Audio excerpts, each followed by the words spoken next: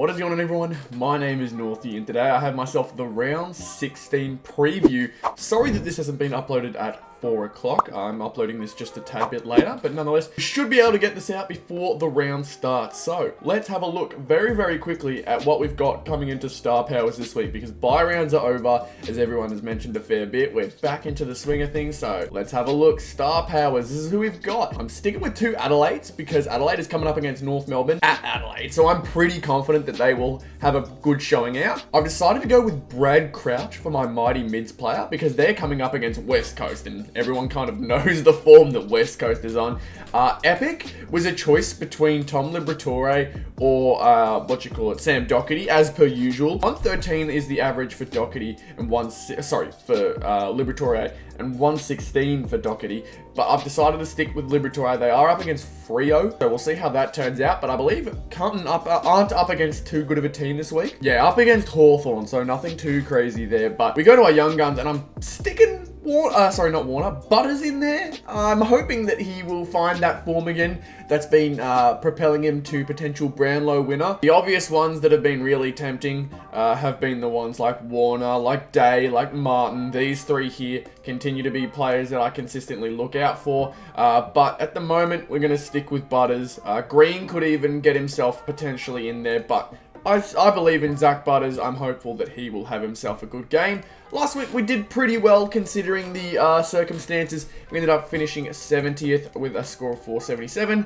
Hoping to get to the 500s this week. 500s is where it's at. We go over to Ultra. And again, we have everything up for grabs. So what we're doing, Tex is going to be us first of two silvers. Again, playing against North Melbourne, so you'd hope that he'd be able to capitalise on the forward line. Epic, we're going to have Tom Liberatore. I look through my double points players and I don't see anyone that I can confidently pick in here, but nonetheless, we should be able to get a good performance out of Libba. Then we go to our team star powers. Still have Tim Kelly in. Still have him in. He's honestly not given me a reason why I shouldn't, consistently keep him in sometimes. Even in the poor games where they get blown out. 107 is not bad at all. Obviously, I'm waiting on Clayton Oliver to come back to chuck him in. Jaden Short's had a really good season, and so has Jack McRae. But Kelly's actually averaging more and has had some half-decent form, even in poor performances. So I don't see a reason why not to keep Kelly in there. Tom Green is another double points player that comes back, averaging 120 for the season, so no reason why we shouldn't be chucking his card in there. And then because he finally comes back, I'm chucking in double points LDU. Probably a massive risk, but you can see averages over 100 for the season. He is a midfielder for North Melbourne. Hopefully we'll get some touches. With the heat probably going to be off him a little bit more now that Wardlaw is starting to become a bit more of a threat. Jai Simpkin obviously does his thing. Sheasel will get a bit more of attention. I'm just hopeful that LDU will once again be able to get back to his form at the start of the season, because at the start he was so exciting and I was hopeful that we'd get that throughout the entire season. But injuries kept him out. Now he's back though. He's officially in, and I'm hopeful that we'll get a really good performance from him. Check the ladder though, 77th last week, as I mentioned in the review for round 15. Hoping to at least get over 700 would be the most ideal, but you never know. You really don't know, so let's hope for the best. That's it for star powers though. Let's check out our top team. Top team is looking very interesting. Chuck in Taranto because he just consistently is one of the best players this season, so no reason why we shouldn't. Then we have a look over at Jordan Dawson. Really risky pick considering he's a backman for Adelaide when they're up against North, but Dawson has been playing a lot more on ball, and so obviously last week his ridiculous performance, 172. You can see here, 35 disposals, 9 marks, and a 1%er, probably a goal or something here or there. Could have even had more because it was revealed that he should have gotten a free kick at the end of the Collingwood-Adelaide game, which was hilarious to think about because that would have just been the cherry on top of Jordan Dawson's amazing game. But you know what? Unfortunately, they're going to have to just deal with it. Rowan Marshall is going to be in. Again, they're up against West Coast, so I don't see a reason why I shouldn't be chucking in Rowan Marshall. Should have himself a really good game. And then Isaac Rankin. Again, this will probably either come back to bite me heavy or it'll be a great pick. Isaac Rankin is going to be the Adelaide forward we use against North Melbourne. Hopefully, he'll be able to get involved on ball a bit more, get a bit more involved. You can see he got himself the 21 disposals last game, 7 marks and a goal. Hopefully, he'll kick some more goals, get just as involved on the ball, and see him get another 100-point performance. So, 2 Adelaide players is very interesting. But I am all for it, especially when Rory Laird isn't one of them. Let's go over to top 18 though. Well, actually, top 4, we got ourselves rank 79 last week. So 500, if we can get there, would be really nice. Let's hope for that. Let's check out our forwards though. Sorry, not our forwards, our top 18.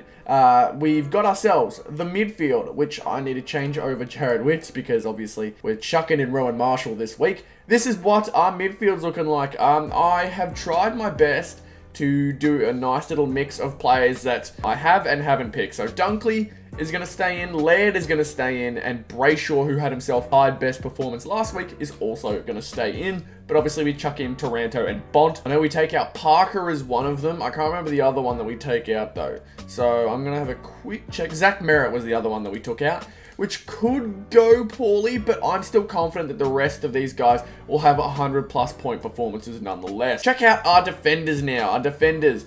This one is going to be really fun. So, no reason why we should take out the top 3 performers.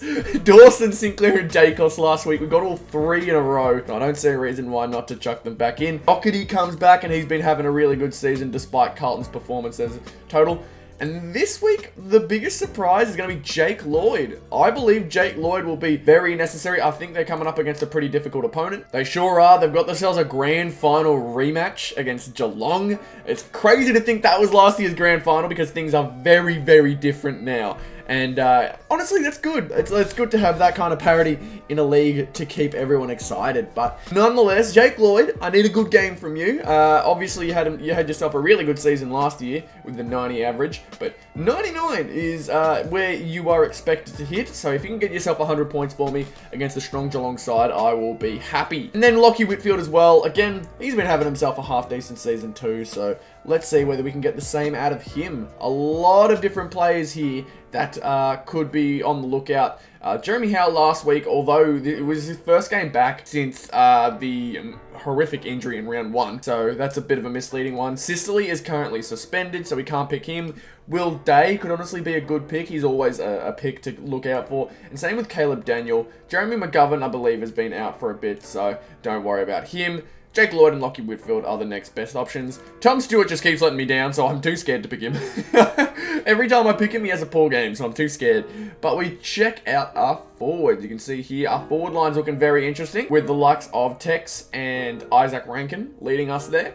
I'm hoping and praying Josh Rochelle does not have an absolutely ridiculous game, because that seems to always be how it goes for me. I can't stand it. Go over though to Nick Martin. Nick Martin, he's having a more and more impressive season as the year goes on. Errol Gordon coming off that massive game against West Coast where they thumped him by 171. And then we've got ourselves Lukey Jackson. Luke Jackson again, he's no longer just the sole ruckman. He is sharing roles again with Sean Darcy. But you can see, bang average, basically, only 1 point below.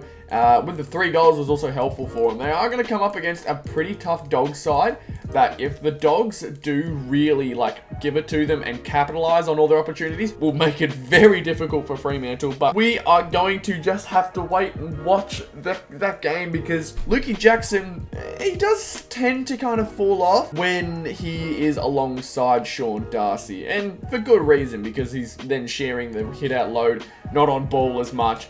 It just becomes a little bit more difficult for him to get involved in the game. But as a forward, you can only hope that he makes the most, and he'll still get those ruck chances, so he can hopefully make the most out of that. Up against Tim English, though, will be a very interesting task. And then our final forward is going to be Jack Zeeble. Again, he's just a safe pick sometimes. He averages 105 for the season.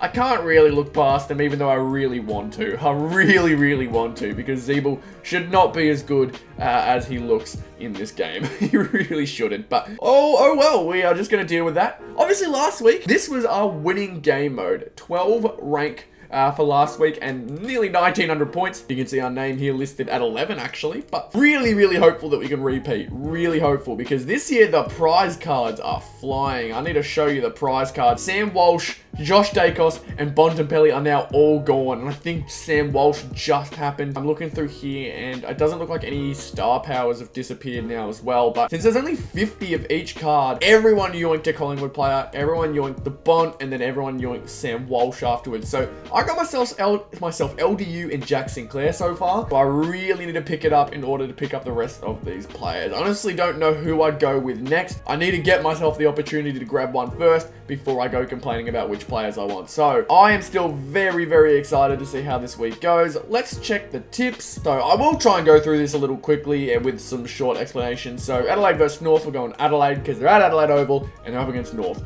Brisbane versus Richmond. This is a repeat of the elimination final last year. I'm going to stick with Brisbane. I think Brisbane at their best is better, but that's obviously dependent on how Richmond shows up. Essendon versus Port. You got to keep going Port until they lose, in my opinion. 11 in a row. It'd just be silly not to. Gold Coast versus Collingwood. I'm going to chuck a Collingwood tip there, although I do kind of want Gold Coast to take it. And a lot of people have kind of used them as a sleeper pick because of their form against Hawthorn and Collingwood only just sneaking past Adelaide. But at the same time, you got to remember Collingwood are a consistently good team, and Gold Coast did have that really, really bad loss to Carlton not that long ago. Then again, Hawks versus Carlton. I can't tip the Hawks when they don't have James Sicily. Sicily seems to be just some kind of weapon for them, man, because they are so much more confident and play so much better with Sicily manning that backline. Melbourne versus GWS. Gonna chuck a Melbourne tip. Not too much explanation needed. Pretty much just gut feeling. Sydney versus Geelong. I'm going to say Geelong. Sydney, although they are coming off a ridiculous win against West Coast, you can really just say that they're all on a high from that game. Sometimes when you come up against form like that and then have to play against a side that is technically contending for a premiership, going back to back like that is just not easy. So Geelong will probably take that, in my opinion. West Coast versus Saints. Should be an easy pick. Should. St Kilda have a habit of just randomly disappointing, like they lost to Hawthorn not that long ago, but it's West Coast, man. Surely not. And then Dogs versus Dockers. I'm going to say Dogs for this one. However, I do see this going either way. It is purely gut instinct on that one. But that is it for today's video. If you guys enjoyed and want to see more like it, be sure to leave a like on the video, subscribe to the channel if you are new. Everything is very much appreciated. And I'll see you all in the future videos. Goodbye.